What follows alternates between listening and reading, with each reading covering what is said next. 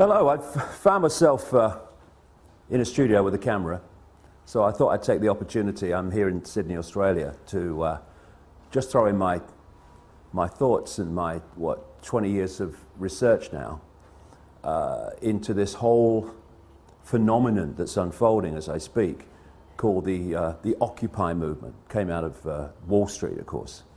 And it's a great thing. It's fantastic that people are waking up to the point where they're saying, I'm a slave, and I ain't having it anymore. That's the great Rubicon that needs crossing so we can do something about this.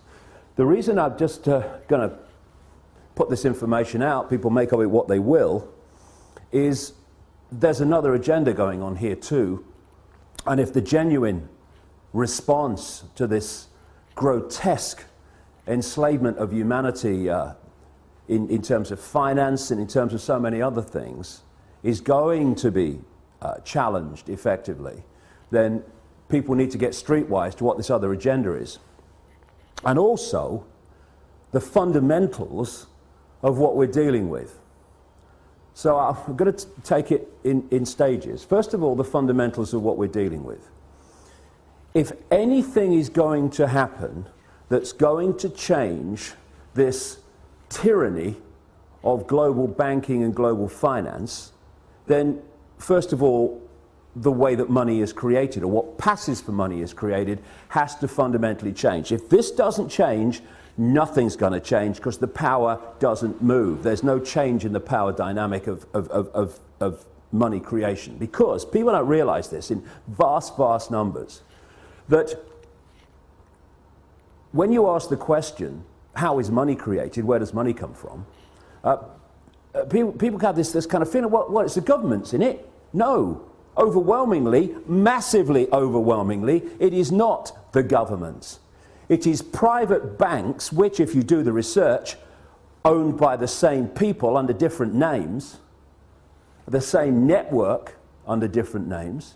Private banks are creating what we call money out of fresh, bloody air, and then charging us interest on it.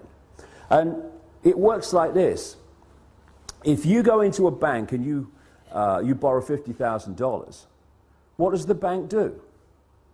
Does it move precious metal anywhere? I mean, what does it do? What it does is it types into your account $50,000. And from that moment, you start paying interest on $50,000 that has never, does not, and will never exist. Fresh air, theoretical money called credit. This has been allowed to happen because, again, when you do the research, the same networks that control governments and therefore pass legislation to do with banking are the same networks that control the banks and the banking system. Therefore, laws have been passed called fractional reserve lending that allow banks to lend at least, and my goodness, it's at least, 10 times what they have on deposit. So when you put $1 in a bank, that bank can now lend 9/10 that it does not have. Fresh air, figures on a screen. Not only that, you borrow $50,000 from a bank. What does it do? It types into your account $50,000. Okay, now you're paying interest on it. But you take $10,000 and you say, I'm going to buy that car, and you give $10,000 to the guy who owns the car to buy the car off him.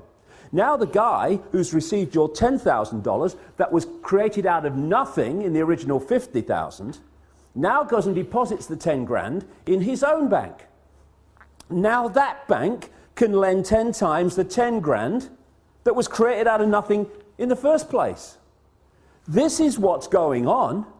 And then if you follow one loan, $50,000 or whatever, you follow that through the banking system, and that one loan allows the banking system as a whole to create phenomenal amounts of non-existent money we call credit from that original non-existent credit loan.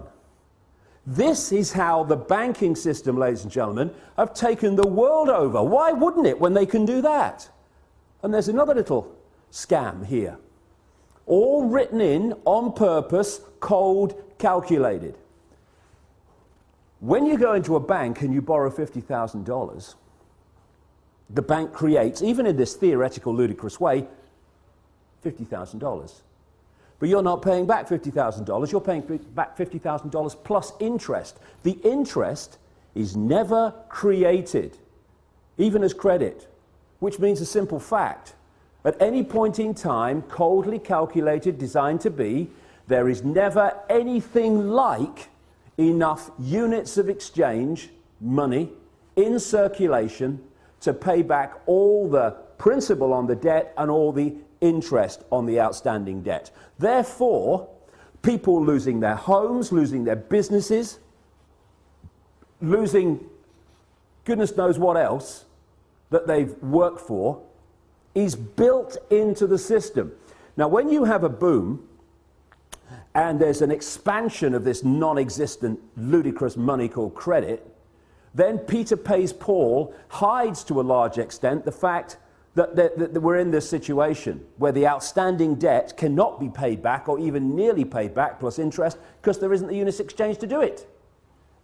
But when you go into a recession or a depression and there is a contraction of those ludicrous units of exchange in circulation, then it becomes blatantly obvious that there's not enough units of exchange to pay back all the interest on the debt and all the principal, and that's why you get this explosion, which we've got now, of people losing their homes, losing their businesses, losing their land, their farms, etc.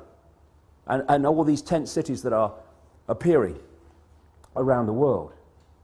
And so we have a system where the private banks, in the end controlled by the same network, not least around the house of Rothschild and others, the Rockefellers too, in America, have been given this level of power to create money and dictate completely, beyond governments, global finance.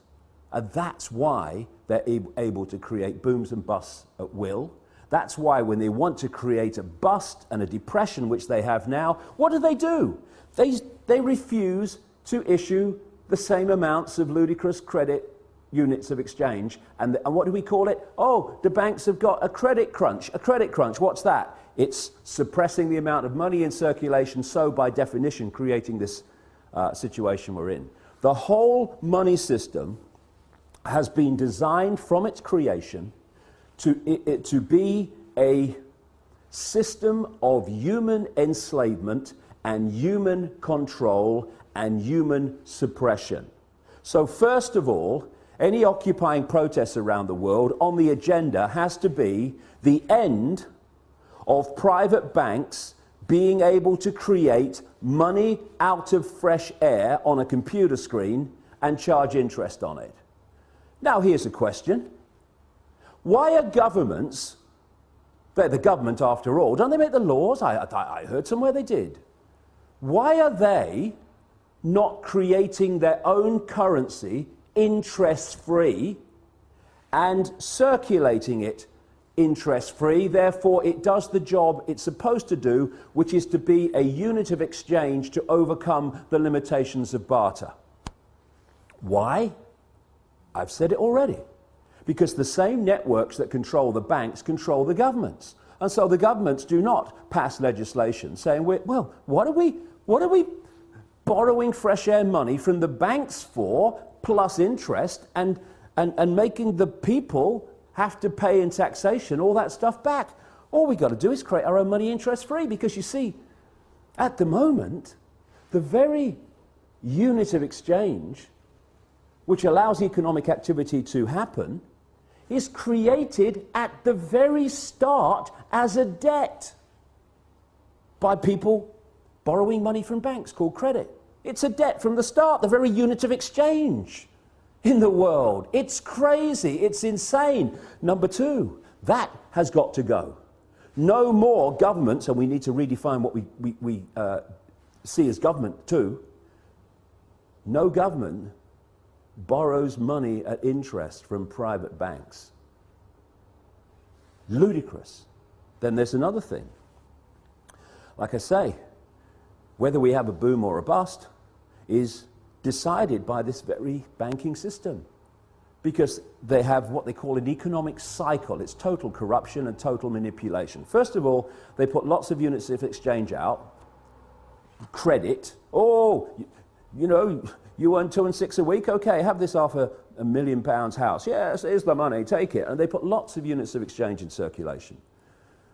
And there's a boom, manufactured, and when people are in a boom and they get confident about their jobs, they go into more debt, bigger house, a bigger car, all the rest of it.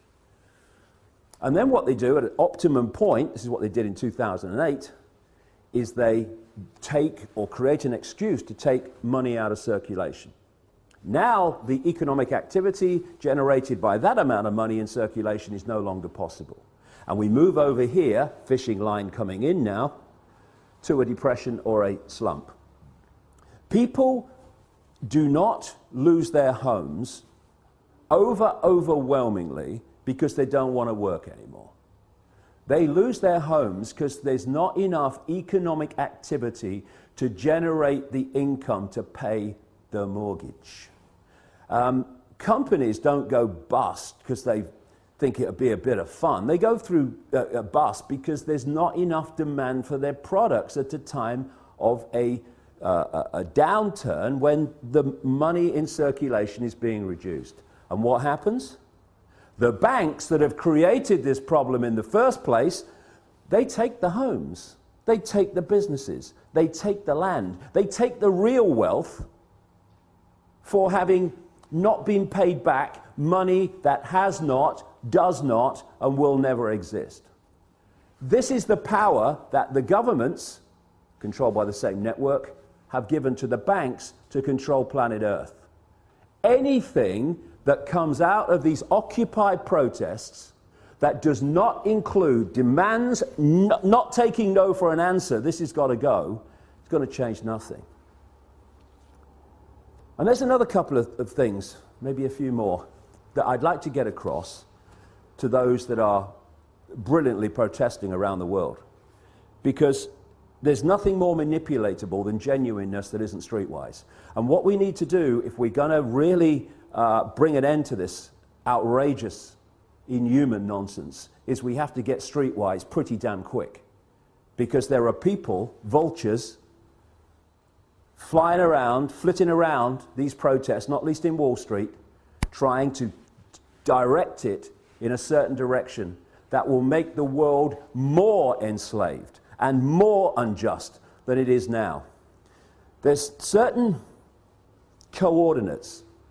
3 will do in this presentation, if you like. 1, where does this network behind the banking system and behind governments and behind the transnational corporations, where does it want to take us? Okay? Well, simple. It wants total control over the entire human race, mentally, emotionally, physically, and financially. And to do that, and there's a few, compared with the 7 billion global population, there are a handful of people at the core of this in full knowledge of what they're doing. They have to constantly centralize decision-making.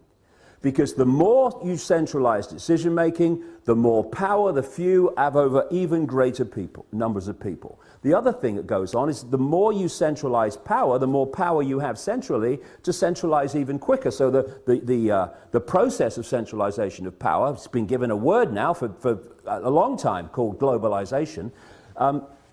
This can move quicker and quicker and quicker through this process of centralized power, more power to centralize even quicker.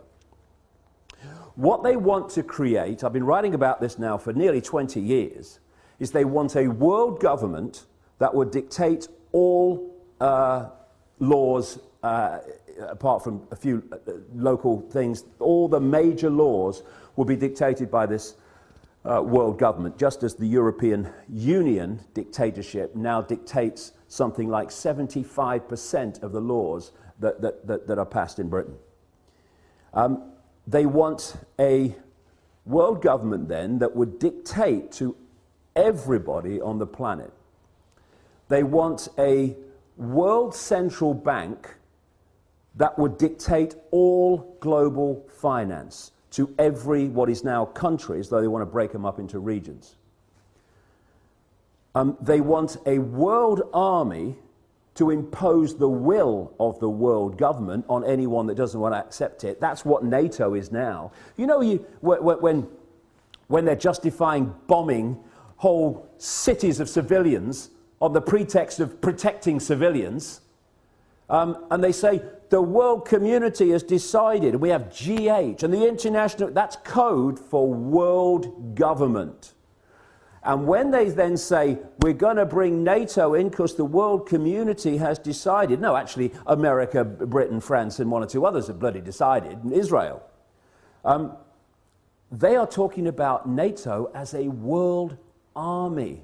The idea of this structure, where they want to take us, is to have a world government that says, these people, or this group, or this, what is now a country, is not accepting our diktats, send the boys in. And that's what we've seen in Libya. That's what they're trying to bring in Syria. That's what we're seeing increasingly around the world. The international community has decided, send the boys in. NATO, de facto world army. International community, G8, de facto world government. We're seeing it being moved into place. They want a world single electronic currency that would replace all other currencies. No more cash. So now you go into a shop or something, you hand over electronic money, a credit card. The computer says, no, won't accept your card. You least now, still, although it's going out of circulation at an extraordinary rate, you can still say, okay, I'll pay cash. What about when there's no cash and that computer says no to your credit card or your microchip as it's designed to be eventually? That's deciding if you purchase or not. It's all about control. And so they want this world currency, and that's what we're seeing in Europe now. People say, oh, the euro's not working. Look. No, it's not. And you know why? Because it's not supposed to work. It's just a stepping stone. You had all those currencies in Europe, in Italy, in France, and all these different currencies. They wanted on the process of getting to this world currency to get rid of them. So they replaced them all, nearly all of them anyway, with the euro. Now all those currencies in one fell swoop gone. Now we're down to one in Europe, in most countries, the euro. So now what do? They want to make the euro not work as the next stage of getting more and more into this, towards this one world currency. So, another thing to mark the card for anyone involved in these Occupy protests, if any suggestion comes along that we should go to some form of world government, or to, and they're even talking about it now, to a world central bank and all this stuff, no, no, no. Listen, it's centralization of power in this world that has got us into this mess. If you have diversity of decision making, there's so many points of decision making, no cabal at the center can dictate that or manipulate that on anything like the scale that it can when you have centralization of power. So we've got the European Union, we've got which is a fascist dictatorship or communist dictatorship, whichever we want to call it. We've got this single currency and all the rest of it, all this economic disaster in Europe, all manipulated on purpose, as it is in America and elsewhere. And I'm seeing people say, well, the answer to all the problems caused by this constant centralization of power, we need more centralization of power. Let's go to a world level now. And yet, as I've shown in my books for 20 years, this is exactly what the plan has been all along. And if we're not very, very careful, many of the Occupy protesters are going to be manipulated, unless they get streetwise about the game and how it's played. They are going to get manipulated into accepting, even demanding, a solution to a problem that is going to make the problem even worse and the enslavement of humanity even more extreme.